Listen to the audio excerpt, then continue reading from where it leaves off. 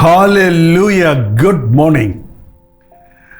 మీరు ఎక్కడెక్కడి నుంచి వీక్షిస్తున్నారో లైవ్ చాట్లోకి వచ్చి మీ పేరు ఊరు టైప్ చేయండి. ఇప్పుడు గుడ్ మార్నింగ్ చెప్పాలా, గుడ్ ఆఫ్టర్నూన్ చెప్పాలా, గుడ్ ఈవినింగ్ చెప్పాలా, ఏ సమయమైనా యేసయ్య మాటలు వినడానికి యూట్యూబ్లో దేవుని వాక్యం అందుబాటులో ఉంది. ఎంత గొప్ప భాగ్యం. వినండి వాక్యాన్ని. మీరు ఎప్పుడు మీ దినచర్యలో దేవునికి ప్రథమ స్థానం ఇవ్వండి. అప్పుడు దినమంతా దీవించబడతారు. ప్రతిరోజు దేవుడు తన మాటలతో మన అవసరతలు తీర్చుట కొరకు, మన విశ్వాసం వృద్ధి పరచుట కొరకు మనకు ఒక క్లారిటీ, ఒక తెలివిని, ఒక స్పష్టతని ఇవ్వడానికి దేవుడు ప్రయత్నిస్తున్నాడు కదా. ఆయన వాక్యం మనకి సందిగ్ధతలో ఉన్నవారికి ఒక నిర్ణయం చేయడానికి ఒక స్పష్టత కలుగు చేస్తుంది. ఆయన వాక్యం తేట తెల్లమైంది. రండి చిన్న ప్రార్థన. పరిశుద్ధుడా నీకు వందనములు.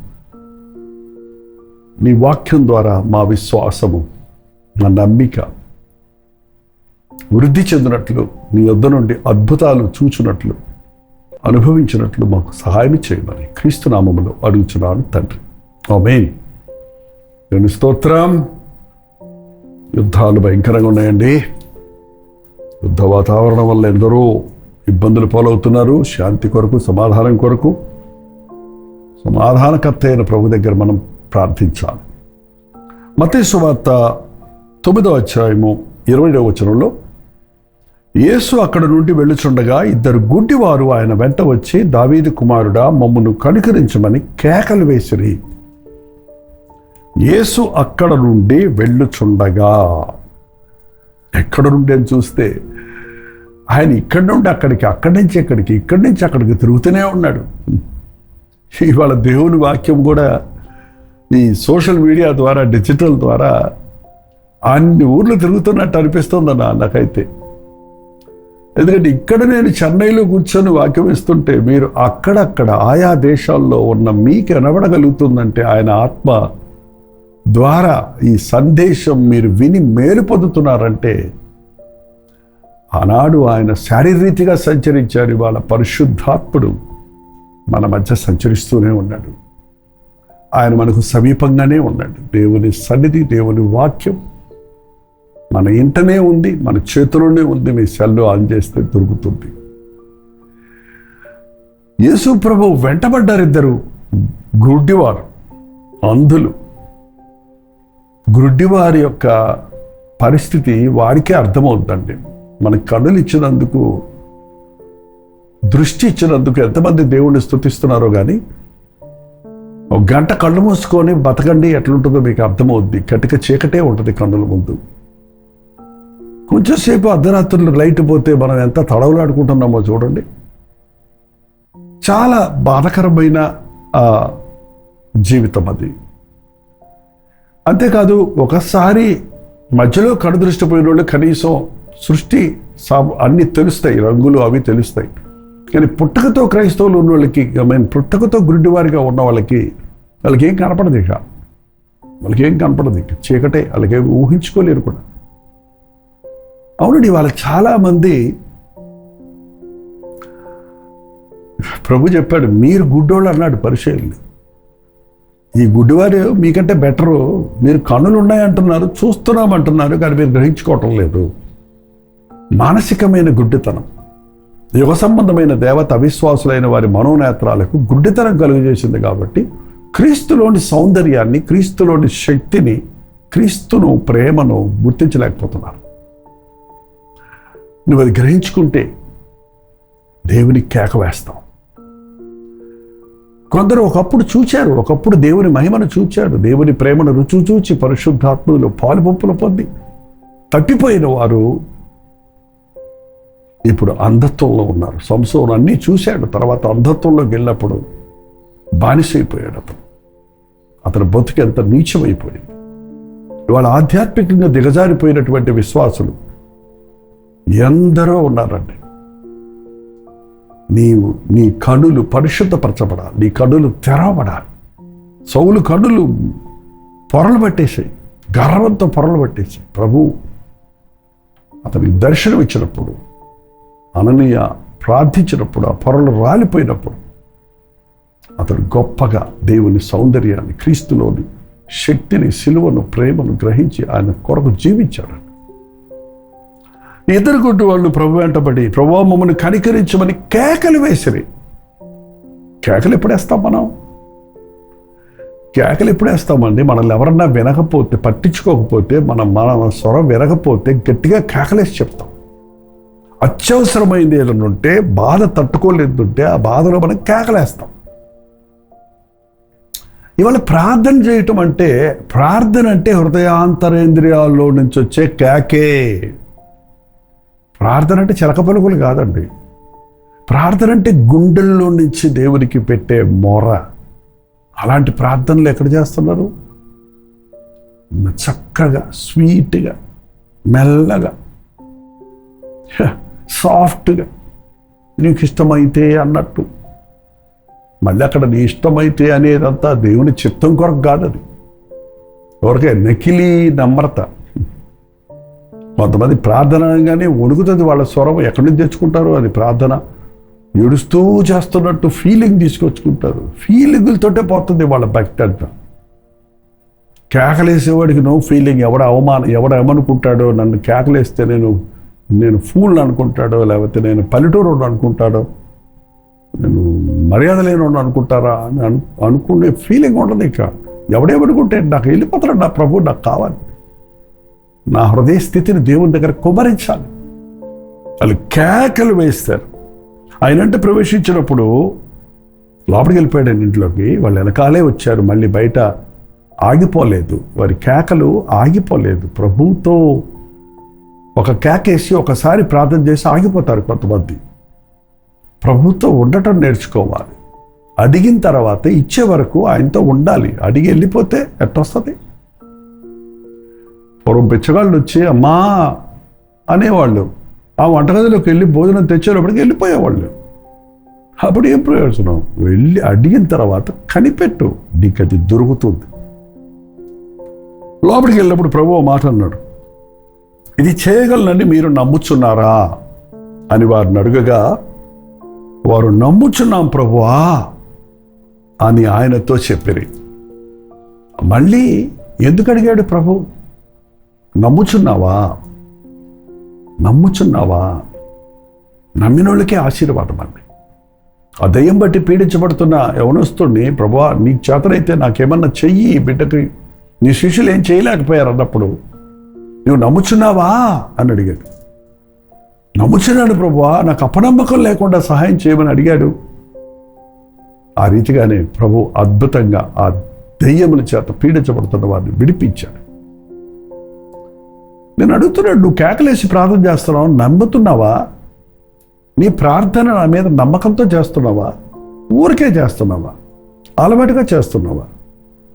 నీ కేకలు అందరికి వినపడి నువ్వు ఎంత గట్టిగా ప్రార్థన చేస్తున్నావో, ఎంత బాగా ప్రార్థన చేస్తున్నావో వినటానికా, లేకపోతే నిజంగా నువ్వు అడిగింది నేను ఇస్తానని నమ్ముతున్నావా? నమ్ముచున్నాము ప్రభువా. అప్పుడు ప్రభు ఏం చేశాడండి? అప్పుడు ఆయన వారి కన్నులు ముట్టి ఒక మాట అన్నాడు. ఏమన్నాడు? మీ నమ్మికను చొప్పున మీకు కలుగును గాక. మీ నమ్మిక చొప్పున మీకు కలుగును గాక. నీ కనుదృష్టి నీకు కావాలంటే నేనిస్తున్నాను అనలేదు ప్రభు. నీ నమ్మిక చొప్పున నీకు జరుగును గాక. ఈరోజు మనం చేసే ప్రతి ప్రార్థనను ఎందుకు జవాబులు రాలేదు అంటే నువ్వు నమ్మకుండా అడుగుతున్నావు. నువ్వు అవిశ్వాసంతో అడిగేవాడికి ఏం దొరకదు. అడిగేవాడు విశ్వాసంతో అడగాలి. మనం చేసే ప్రార్థన, మీరు ప్రార్థన చేయనప్పుడు దేవునిని ఏమేమి అడుగుచున్నారో అవి మీకు దొరికినవి అని నమ్మిన ఎడల అవి మీకు దొరుకును. చూడండి, మనం ప్రార్థన చేసేసి అసలు ఏమడిగా మన సంగతి మర్చిపోతున్నారు కొందరు. అది ఇచ్చిన తర్వాత కూడా కృతజ్ఞత లేని వారిగా ఉండిపోతున్నారు మరికొందరు. నువ్వు ఏమేమి అడిగావో ఆల్రెడీ గ్రాంటెడ్. యేసు నామములో, మీరు నా నామములో ఏమడిగినది ఇచ్చదను అని చెప్పాడు ప్రభు. నమ్మకం అనేదండి యేసు ప్రభు చెప్పింది. నమ్మట నీ వల్ల అయితే నమ్ము వారికి సమస్తము సాధ్యం. మనం అనేక సార్లు దేవునికి మొరపెట్టుకుంటున్నాం, ప్రార్థన చేస్తున్నాం, కానీ నమ్మటం లేదు. మనం విశ్వాసము ఉపయోగించామంటున్నాం, కానీ జరగని దానిని జరిగింది అని నమ్ముట వలన అద్భుతాలు జరుగుతాయి. నీ నమ్మిక యేసునందు ఉండాలి, నీ మీద నువ్వు నమ్ముకోవటం కాదు. నా ప్రభు నన్ను ముట్టాడు కనుక నేను స్వస్థ పొందాను, నా ప్రభువుకు ఇది సాధ్యం. నేను అడిగింది చాలా కఠోరమైనది, చాలా కష్టమైనది, మానవరీతిగా ఇది అసాధ్యమైనది, కానీ నా దేవునికి, అద్భుతాలు చేసే దేవునికి ఇది సాధ్యం అని నమ్ము. నీ నమ్మిక చొప్పున నీకు స్వస్థత కలుగుతుంది, నీ ప్రార్థనలకు జవాబులు దొరుకుతాయి. నీ నమ్మిక చొప్పున మీ కలుగుడుగా కానీ చెప్పినంతలో వారి కన్నులు తెరవబడవు. వారి ప్రార్థనలో వారి కన్నులు తెరవబడ్డాయి. అంతవరకు అర్థం కాని విషయాలు, అంతవరకు ఎప్పుడు చూడని విషయాలు, అంతవరకు క్రీస్తుని గురించి విన్నారు కానీ ఆయన ముఖాముఖిగా చూడలేదు.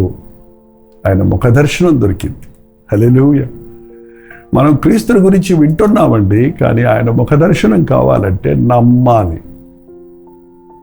ఆయన మహిమను చూడాలంటే నమ్మాలి. ఆయన పలుకులుకి లోబడాలి. ఆయన జవాబు ఇచ్చే వరకు ప్రార్థించాలి. ఈ రోజుల నుంచి నేర్చుకుందాం. మరి ఇది లెంట్ డేస్లో ఉపవాస ప్రార్థనలు చాలా చోట్ల జరుగుతున్నాయి. కనీసం ఈరోజు మధ్యవార ప్రార్థన కూటం, శుక్రవారం ఉపవాస కూటం, ఈ 2 రోజులు మీరు కూడా ఉపవాసం అంటే ప్రార్థిస్తున్నారని నమ్ముతున్నాను. మీ జీవితాల్లో ఉన్న గడ్డు సమస్యలు, కష్టాలు, సమస్యలు, పోరాటాల గురించి విడుదల కావాలంటే నమ్మకంతో ప్రార్థన చేయండి. చాలామంది బిడ్డలు పరీక్షలు రాస్తున్నారు. మీ పరీక్షల్లో కూడా దేవుడు మీకు విజయం ఇస్తాడు, జ్ఞానం ఇస్తాడు, జ్ఞాపక శక్తి ఇస్తాడంటే ఇచ్చాడని నమ్మండి. ప్రార్థనతో మీరు రాయండి పరీక్షలు. దేవుడు అత్యధికంగా మిమ్మల్ని దీవిస్తాడు. ప్రార్థన. పరిశుద్ధుడా, ప్రేమగల తండ్రి, మరోసారి నాయన నీ సన్నిధిలో ప్రార్థించుకుంటున్నాము అయ్యా. అనేక సార్లు మా అవిశ్వాసాన్ని బట్టి మాకేమీ దొరకలేదయ్యా. మీ అవిశ్వాసాన్ని బట్టి మేము ఎన్నో పోగొట్టుకుంటున్నామయ్యా. నమ్ముచున్నాము నాయన, నీవు అద్భుతాలు చేసే దేవుడు అని నమ్ముచున్నామయ్యా. నీకు అసాధ్యమైంది ఏది లేదని నమ్ముచున్నామయ్యా. మనుషులకు చేత కానివి కూడా నీవు చేయగలిగిన దేవుడు, అద్భుతమైన ప్రభు అని నమ్ముచున్నాము నాయన. నా జీవితాల్లో అవిశ్వాసానికి చోటు లేకుండా పైకి భక్తి గల వారి వల్ల ఉండి దాని శక్తిని ఆశ్రయించిన వారిగా మిగిలిపోకుండా, మేమేమి కేకేశాము, మేమేమి ప్రార్థించాము, మాకేం జవాబులు వచ్చినో వాటి సంగతి గుర్తించుకొని గొప్ప దేవుడిగా నిన్ను ఆరాధించుకుంటూ మా ఒక్కొక్కరికి సహాయం చేయను. క్రీస్తు నామములో అడుగుచున్నాను తండ్రి, ఆమేన్. తండ్రి అయిన దేవుని యొక్క ప్రేమయు, కుమారుడైన క్రీస్తు యొక్క కృపయు, ఆదరణకర్త అయిన పరిశుద్ధాత్మ యొక్క సహవాసమును కూడి వచ్చిన మనందరికీ ఇప్పుడును సదాకాలమును తోడేయుడుగాక. ఆమేన్. దేవుని స్తోత్రం. మీ ప్రార్థనా స్తోత్రాల భారాలు 954041 నెంబర్కి, వివిధ దేశాల్లో ఉంటే 91001003 నెంబర్కి టెక్స్ట్ లేక వాయిస్ మెసేజ్ ద్వారా వాట్సాప్ పెట్టండి. మళ్ళీ మేము పరిశీలిస్తున్నాం, మీకోసం ప్రార్థిస్తున్నాం. మీరు కూడా ప్రార్థించండి. దేవుడు అద్భుతంగా మన ప్రార్థనలన్నిటికీ ఆయన ఎస్, నో లేక వెయిట్ అనేది తప్పకుండా జవాబిస్తాడు. ఉచితమైతే మధ్యాహ్నం 3 గంటలకు హెచ్చరిక, అలాగే రాత్రి 9 గంటలకు కల్వరి ప్రతి దూరిలో మళ్ళీ కలుసుకుందాం. అంతవరకు దేవుడు మహాకృప మీకు తోడేంటి గాక. హల్లెలూయా. ఢిల్లీ పరిసర ప్రాంతాల్లో ఉన్న వారందరికీ శుభవార్త. భవిష్యత్తుమైతే ఈ మార్చ్ 26వ తారీఖు ఒక హాలిడే కనుక ఒక ప్రత్యేకమైన 1 డే గెట్ టుగెదర్ను మీ కొరకు ఢిల్లీలో ఏర్పాటు చేస్తున్నాం. మీరు తెలుగువారైనా, హిందీ వారైనా, మరి ఇతర భాషలకు చెందిన వారైనా రండి. సోషల్ మీడియా ద్వారా, టెలివిజన్ కార్యక్రమాల ద్వారా దేవుని వాక్యాన్ని వింటున్న మిమ్మల్ని ఆధ్యాత్మికంగా బలపరచాలని, మీ కొరకు ప్రార్థించాలని, ముఖాముఖిగా మిమ్మల్ని చూసి మీ కొరకు ప్రత్యేకంగా ప్రార్థించాలని, పరీక్షలు రాసేవారి కొరకు ప్రార్థించాలని ఢిల్లీ వస్తున్నాం. మార్చ్ 26వ తారీఖు మధ్యాహ్నం 2 గంటల నుంచి 5 గంటల వరకు, 6 గంటల నుంచి 10 గంటల వరకు 2 సెషన్స్గా ఈ 1 డే గెట్ టుగెదర్ జరుగుతుంది. YWCA Constantia hall, gate number 1, Gurudwara Bangla షాద్, అశోక్ రోడ్, న్యూఢిల్లీ. ఇంకా విషయం మీకు వివరాలు కావాలంటే ఈ క్యూఆర్ కోడ్ను మీరు స్కాన్ చేసుకోండి, లేక 893939393939 నెంబర్కి వాట్సాప్ పెట్టండి, లేక కాల్ చేయండి. మీరందరూ తప్పక వస్తారని ప్రభు సన్నిధిలో మనందరం కలిసి ఆయన వాక్యమును ధ్యానించుటకు, పాడి స్తుతించుటకు, మరి ముఖ్యంగా ముఖాముఖిగా మనం చూసి మీకోసం ప్రార్థించుటకు ఆశిస్తున్నాను. రండి, దేవుని సన్నిధిని, దేవుని విడుదలను అనుభవించాలి.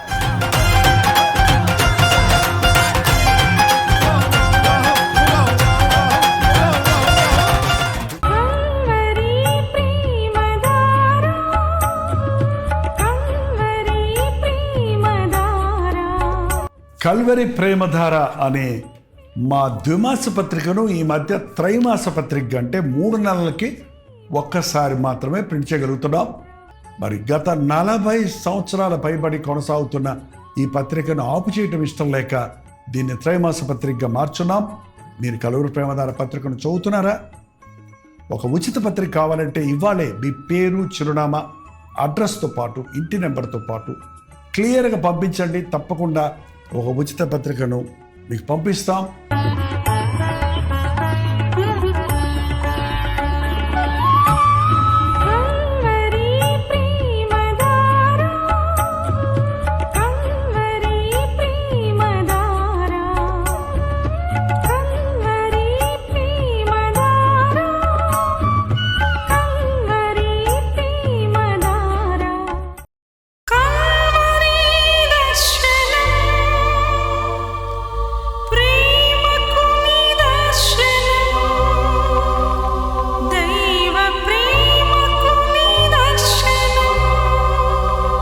తెలుగు, తమిళ, హిందీ, మలయాళం, బెంగాలీ, ఒరియా అనే 6 భాషల్లో టెలివిజన్ ప్రోగ్రామ్స్ కొనసాగుతూనే ఉన్నాయి.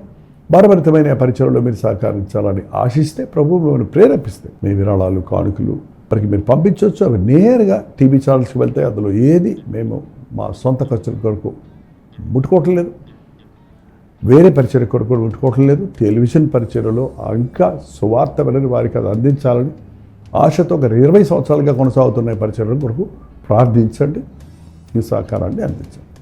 ఈ విషయం మీకు ఇంకా వివరాలు కావాలంటే 89393939 అనే నెంబర్కి మార్నింగ్ 10 నుంచి ఈవినింగ్ 10 లోపల మీరు ఫోన్ చేయండి, వివరాలు మీకు తెలియజేస్తాం.